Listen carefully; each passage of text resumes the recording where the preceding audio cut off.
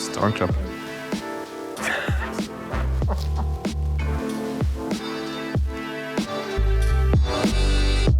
So we're here with Cyril Abiteboul, president of Hyundai Motorsport, for the official FIA WEC YouTube channel. Cyril, first of all, congratulations on the title success for Thierry in WRC. But we're here today to talk about a different challenge, a new challenge for Hyundai, with the entry into WEC with the premium Genesis brand in 2026. Now, a few months ago, there was a short announcement, let's say, about Genesis coming into endurance racing. There weren't many details. It was a bit enigmatic. What more can you tell us today about this project? Well, indeed, I mean, when we've made the communication, first, it's fair to say that it was really days, maybe not hours, but days just after the decision. And we wanted really to get the story out there. Obviously, very excited about this new development for Hyundai Motor Group.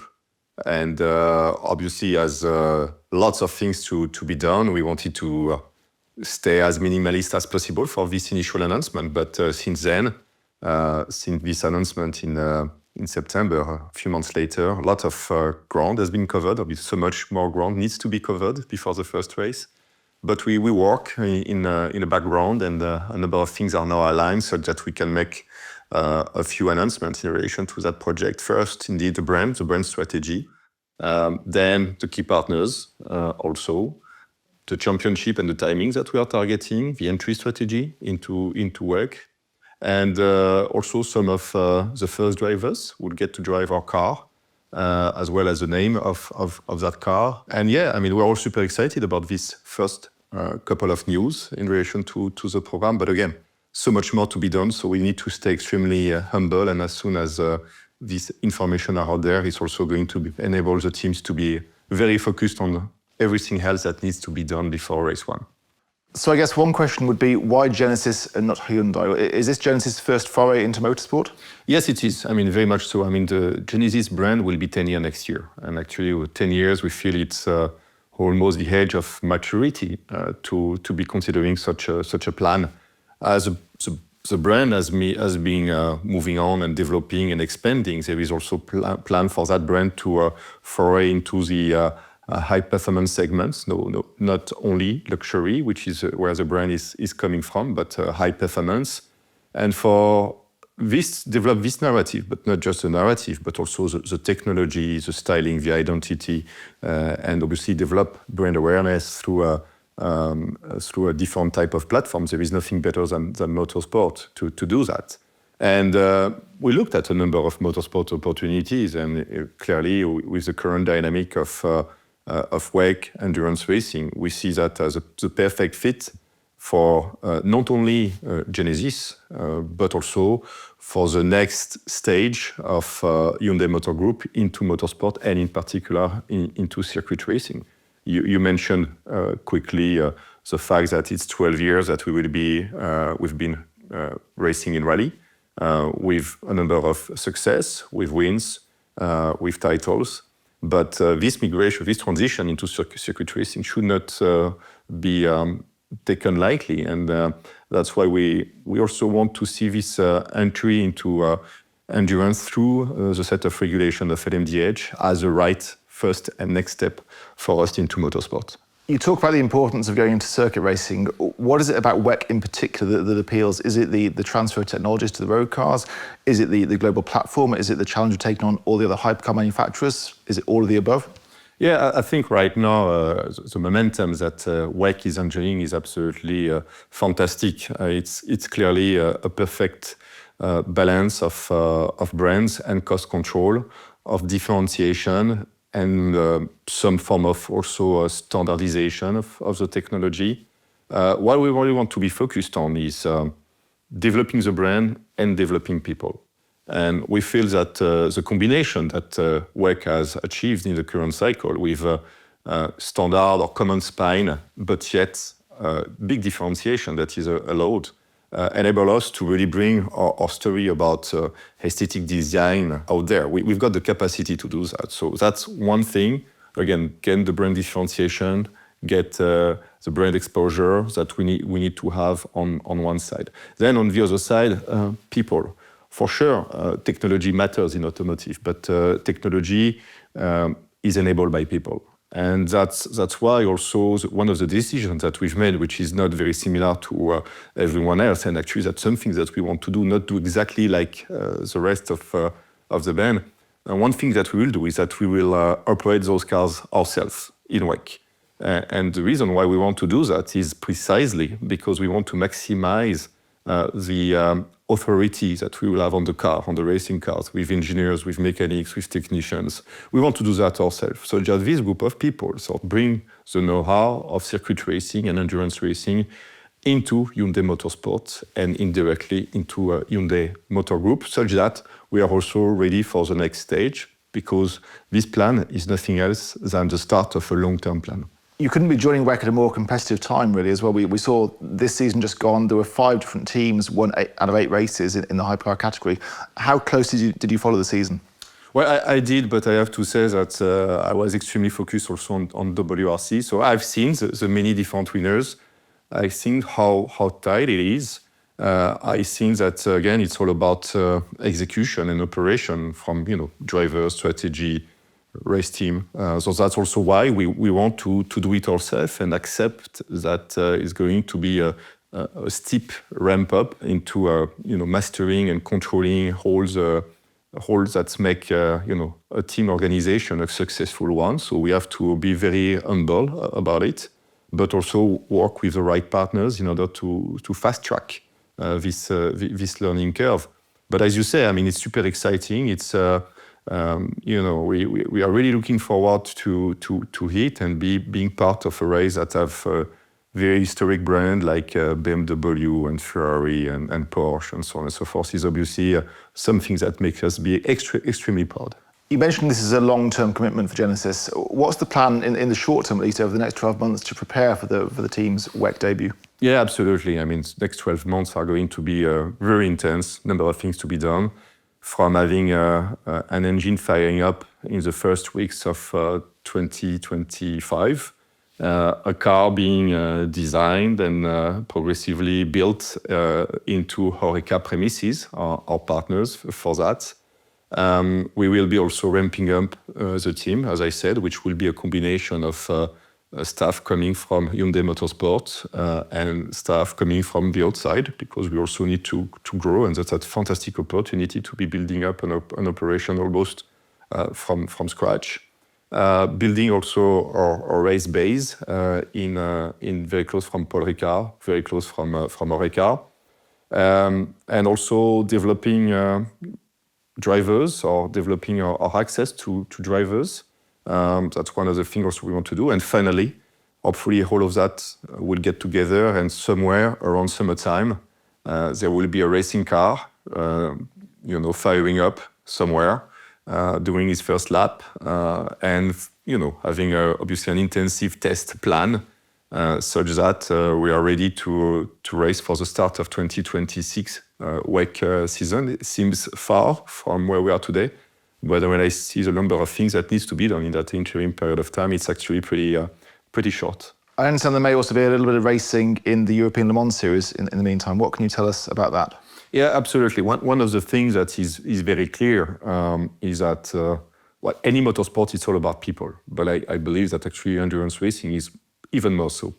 And as we will be working with HoReCa to develop the car, we've decided to work with a partner to develop the team side, the people side of things. So we will be having a strategic partnership in the course of 2025 with EDEX Sport in order to support and leverage their LMP2 platform in order to have some of our staff and some of our possible development drivers to race in ELMS.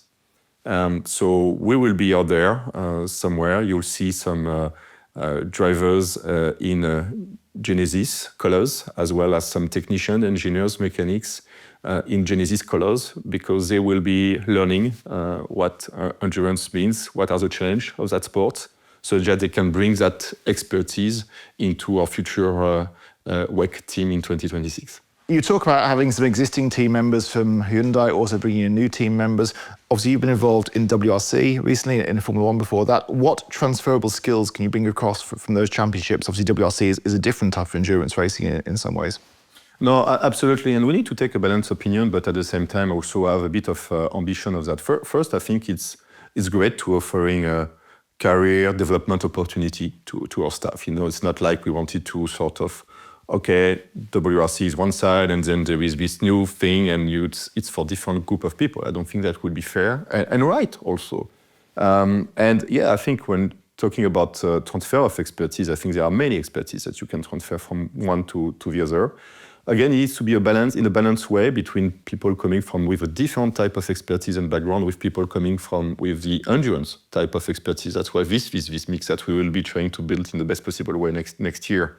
But if you ask me specifically on expertise, anything that is engineering, performance related, I think we've got good group of engineers which are capable of taking into account a huge amount of data and drawing, quickly conclusion in relation to that. And I think actually there is probably even more comparison between rally and endurance racing than there is maybe between, for instance, endurance racing and Formula One, which is a sprint race.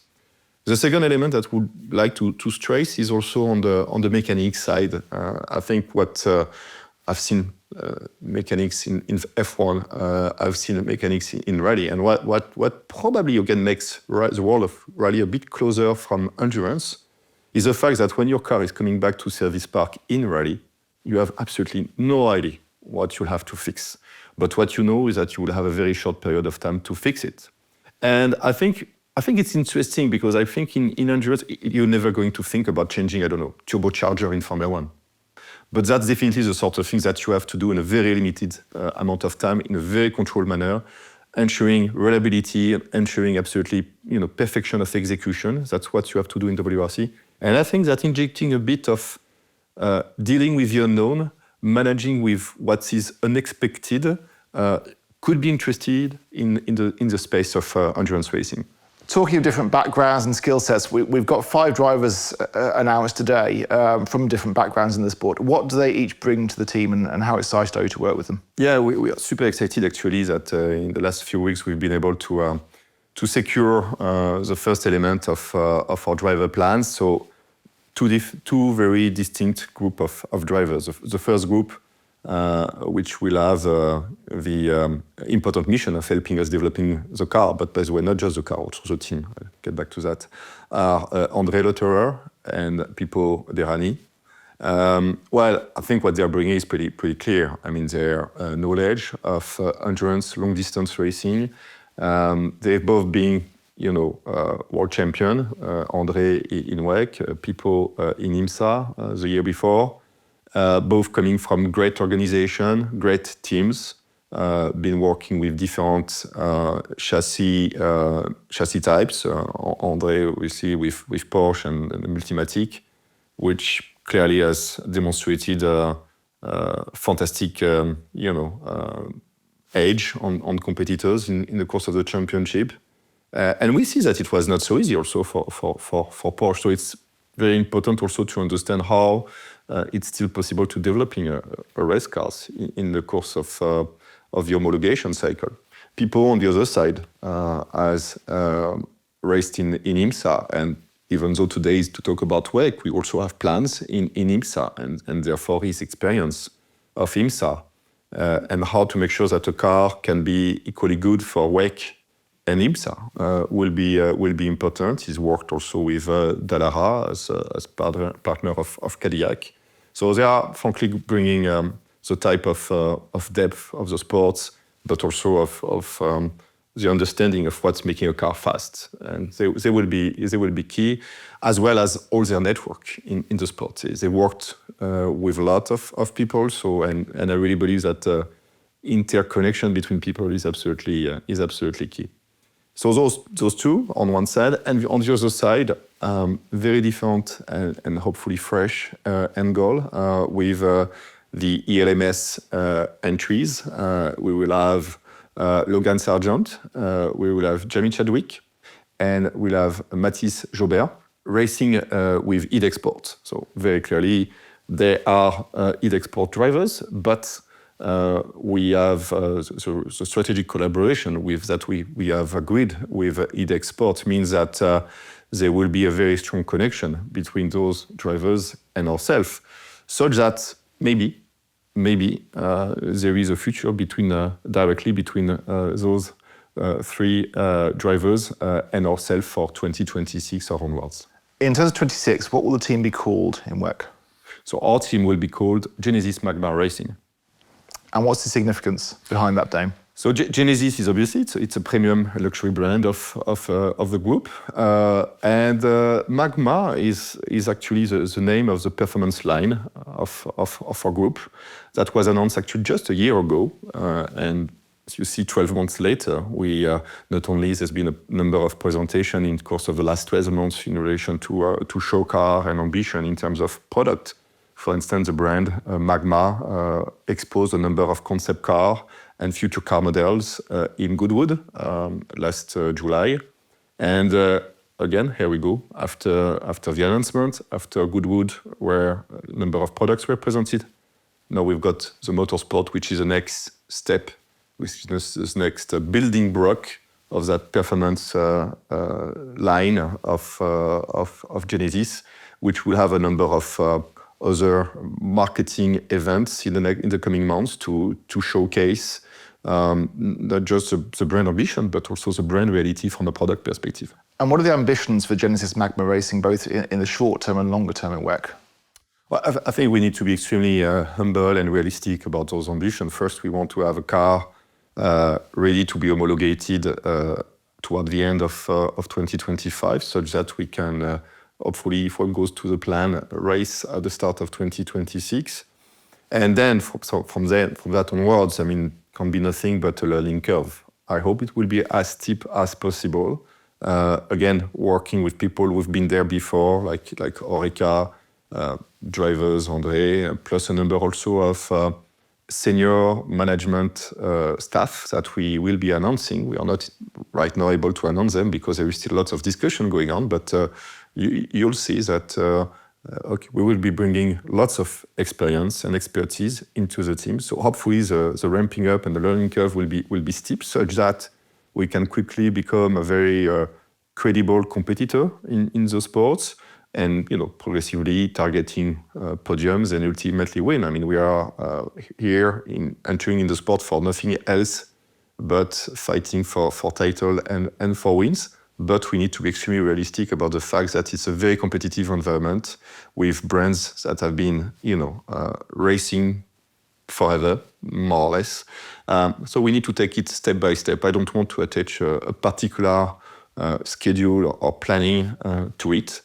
We feel it's going to take a couple of years, but that's fine because we are here for the long term anyway. We've talked today about Hypercar. Are there any plans also in the future maybe to enter LMGT3, like, for example, Mercedes has done recently? Today's announcement is about the start of something. And that start is the LMDH set of regulation and proto racing. But, if you look at where or what Genesis Magma have shown, including in terms of concept car, you can see that we've got dreams. We've got dreams. We've got projects. Today's announcement is about that. But again, it's just a starting point. And what will your role be specifically in the team? So I will be team principal of Genesis Magma Racing. Building up teams is really something that I love doing. Building and growing and shaping organizations. So that's what I will do, at least for the first period, for the interim period for the build-up period of the race team.